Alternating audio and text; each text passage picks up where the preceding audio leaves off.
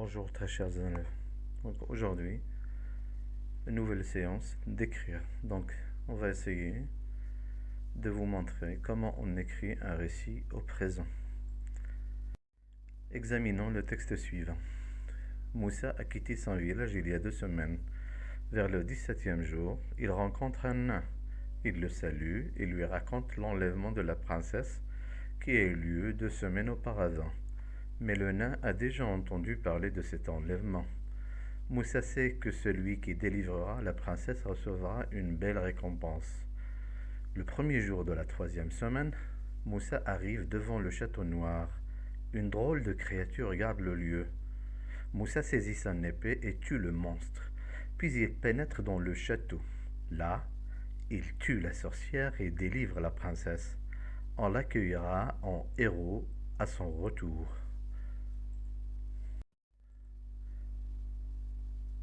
Remarquons qu'il s'agit bien d'un récit. Comment le sait-on? Comment sait-on que ce petit texte-là est un récit? Il y a des indices très clairs. Premièrement, les événements suivent une certaine chronologie. C'est ce qu'on appelle l'ordre chronologique. Donc il y a événement après événement. Ensuite, la présence d'indicateurs temporels qui situent les événements. Donc il les situe les événements l'un par rapport à l'autre, c'est-à-dire il y a un premier, un deuxième, il y a un suivant, etc. Et il situe les événements dans le temps général du récit. Ensuite, est présence de quelqu'un qui dit ce qui se passe. C'est ce qu'on appelle le narrateur. Et finalement, la narration suit un schéma narratif. Dans le texte de départ, celui par lequel j'ai commencé, donc on remarque qu'on n'avait que les péripéties et la situation finale. Relevons maintenant tous les verbes conjugués et essayons de les classer, pas n'importe comment, mais on va essayer de déterminer les événements. On va essayer de chercher d'abord les événements principaux. Premièrement, le verbe rencontre. Ensuite, salut, raconte, c'est, arrive, garde, saisit, tue 2 fois, pénètre et délivre. Donc ces événements ou bien ces actions sont faites soit par Moussa, ou bien la créature, ou bien le nain. Bien maintenant, voyons les actions qui se sont déroulées avant ces événements principaux.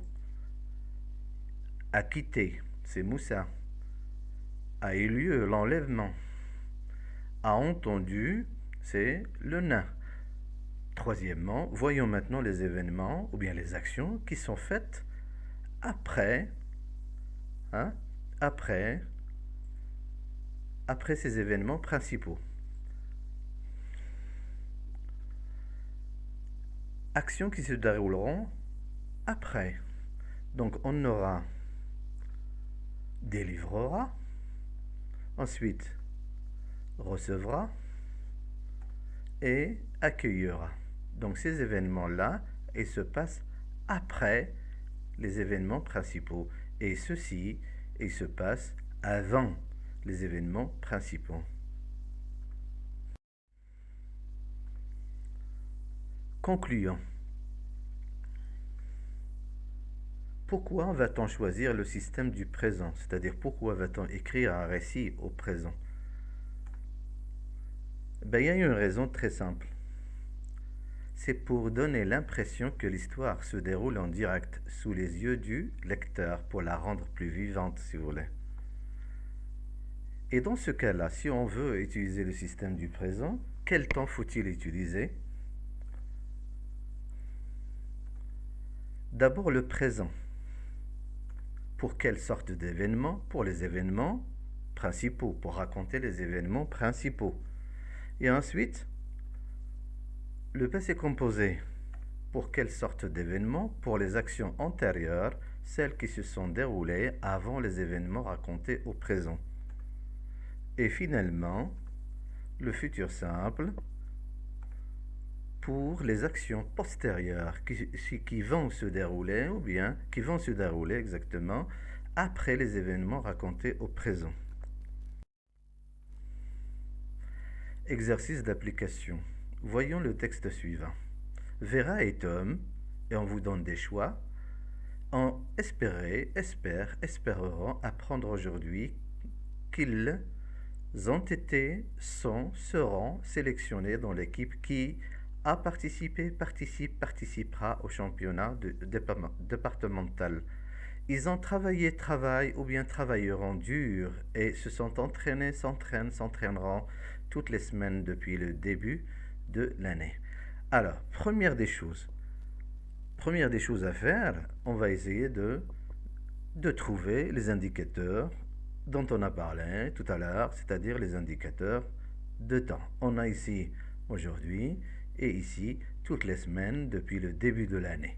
Donc aujourd'hui, sur un certain Vera et Tom, qu'est-ce qu'ils font? Ils vont, ils espèrent.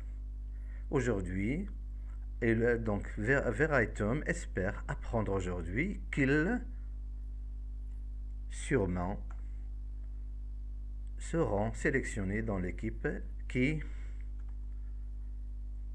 participera au championnat départemental. Alors, mais bien avant ça, qu'est-ce qu'ils ont fait? Qu'est-ce qu'ils ont fait, Vera et Tom? C'est sûr et certain qu'ils ont travaillé dur et se sont entraînés toutes les semaines depuis le début de l'année. Résumons un petit peu. Donc, pour écrire un récit au présent, pourquoi d'abord la raison, ou bien le but pourquoi vous allez écrire un récit au présent. Donc, pour donner l'impression que votre histoire se déroule en direct pour la rendre plus vivante. Alors, et dans ce cas-là, que doit-on utiliser? Donc, pour les événements racontés avant les événements principaux, donc on va utiliser le passé composé. Et pour les événements principaux, le présent. Et bien sûr, pour les événements qui sont racontés après, ou bien qui se dérouleront après, on va utiliser le futur. Voilà. Merci beaucoup. J'espère que vous avez appris des choses. Et à la prochaine, Inch'Allah.